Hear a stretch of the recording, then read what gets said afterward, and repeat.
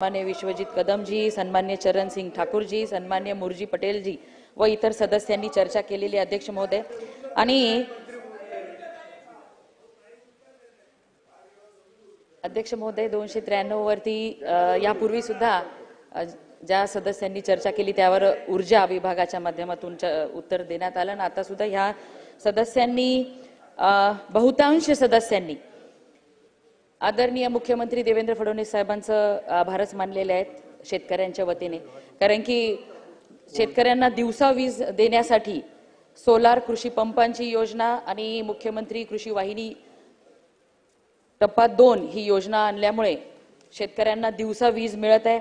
सन्मान्य सदस्य रणधीर सावरकर साहेबांनी सांगितलेलंच आहे की आणि आपल्याही या मागील त्याला सौर पंप कृषी पंप योजना च्याद्वारे 10% अनुदान सर्वसाधारण शेतकऱ्यांना 5% अनुदानावरती या मागील त्याला सौर पंपाचा लाभ होतो। अध्यक्ष महोदय, या ठिकाणी मला सांगायला आनंद होतो की 1960 पासून आज तागायत MSCBच्या जेव्हा स्थापना झाली तेव्हापासून आजपर्यंत आपल्या राज्यामध्ये 7.5 HP पंप वापरणाऱ्या शेतकऱ्यांची संख्या 45 लाख एवढे शेतकरी कृषी ग्राहक होते।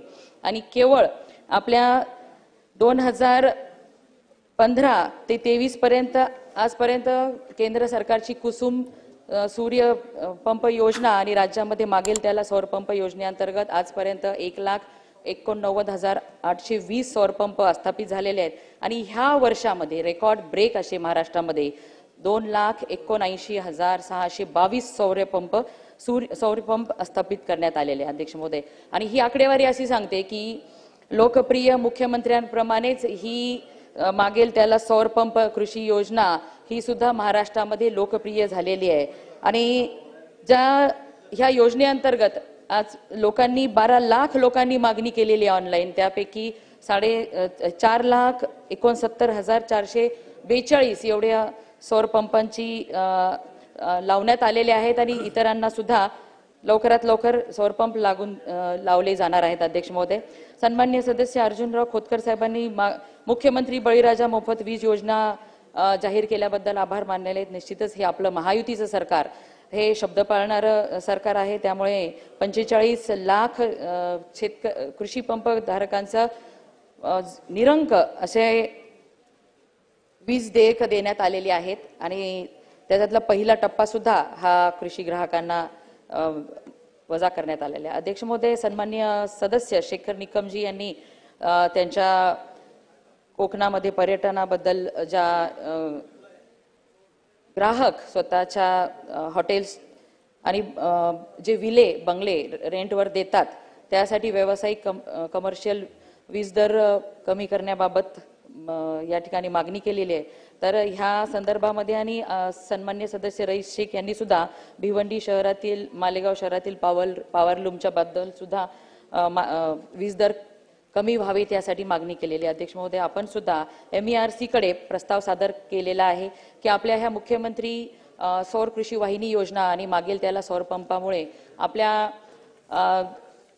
सौर ऊर्जा आपल्याकडे निर्मित होणार आहे आणि त्यामुळे आपल्याला मोफत ऊर्जा ही दिवसा मिळणार आहे। त्यामुळे मल्टी इयर टेरिफ हा या कमी करावा अशी एक प्रस्ताव आपण MERC कडे सादर केलेला आहे। कारण 16,000 मेगावॅटची सोलार एनर्जी आपल्या राज्यामध्ये येत्या 1 वर्षामध्ये उत्पन्न होणार आहे आणि म्हणून पहिल्यांदा राज्यामध्ये आपले हे कमर्शियल इंडस्ट्रियल जे वीज बिल असेल ते कमी होतील अध्यक्ष महोदय।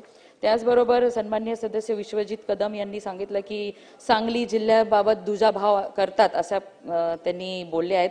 तर मला सन्मान्य सदस्यांना या ठिकाणी सांगायला आनंद होतो की पलूस कडेगाव तालुक्यामध्ये नवीन 175 रोहित्र गेल्या 2 वर्षामध्ये कार्यान्वित करण्यात आलेले आहे। त्याचबरोबर 3 नवीन उपकेंद्र कुंडल, हिंगणगाव, चिखली व 5 उपकेंद्र शिरसगाव, पलूस, शिवनी, येदगाव, भिकवडी या उपकेंद्राची क्षमता वाढवण्यात आलेली आहे अध्यक्ष महोदय।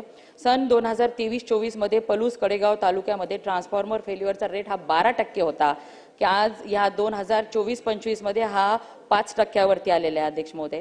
आणि ट्रान्सफॉर्मर फेल्युअरचं प्रमाण हे कमी झालेलं आहे आणि ट्रान्सफॉर्मर फेल झाल्यानंतर आपण आतापर्यंत 30 ते 40 दिवस लागायचे हे आता 48 तासांवरती ट्रान्सफॉर्मर फेल्युअर रिपेअर करण्याचं आणि बसवण्याचं सिस्टीम बसवण्यात आलेली आहे अध्यक्ष महोदय।